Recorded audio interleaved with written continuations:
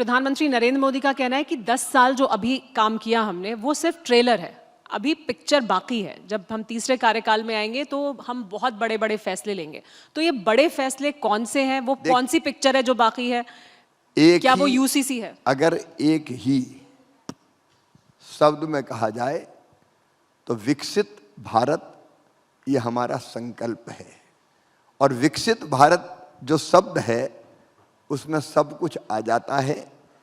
भौतिक विकास, सांस्कृतिक विकास, कई मुद्दों पर दुनिया का, पर्यावरण जैसे मुद्दे।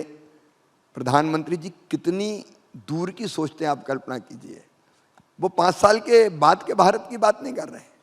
2047 तक भारत कहाँ पहुंचेगा उसका रोड मैप बना के बैठे हैं। ऐसे दूरदर्शी नेतृत्व को मैं प्रणाम करता हूं। कब किसने सोचा है? केवल चुनाव की सोचते थे लोग। 2070 तक नेट जीरो का टारगेट प्राप्त कर लेंगे। पर्यावरण की दृष्टि से धरती को बचाने के लिए ये नरेंद्र मोदी सोचते हैं। और इसलिए विकसित भारत का संपूर्ण रोड मैप हमने अपने संकल्प पत्र में दिया हुआ है।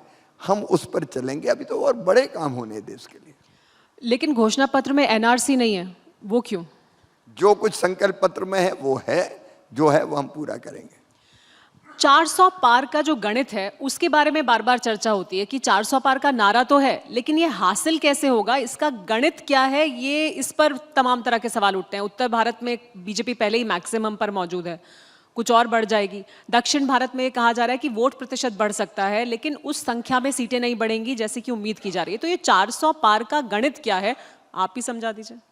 अरे हम क्या खड़गे साहब ही नारा लगा रहे हैं 400 पार 400 पार 400 पार, क्योंकि वो परिस्थितियां देख रहे हैं अपोजिशन कहाँ है। मैंने फिर कहा कि प्रधानमंत्री जी का जो नेतृत्व है उसको जनता भक्ति के भाव से देखती है। और जो काम हो रहे हैं, अब मैं एक एक काम गिनाऊंगा तो घंटों लग सकते हैं, उनके कारण लोग मोदी जी को प्रधानमंत्री देखना चाहते हैं। भारतीय जनता पार्टी की फिर से सरकार की वापसी चाहते हैं। मैं दक्षिण के सब राज्यों में दौरा करके आया। मैं तमिलनाडु गया, मैं कर्नाटक गया, मैं आंध्र गया, मैं केरल गया, मैं तेलंगाना गया।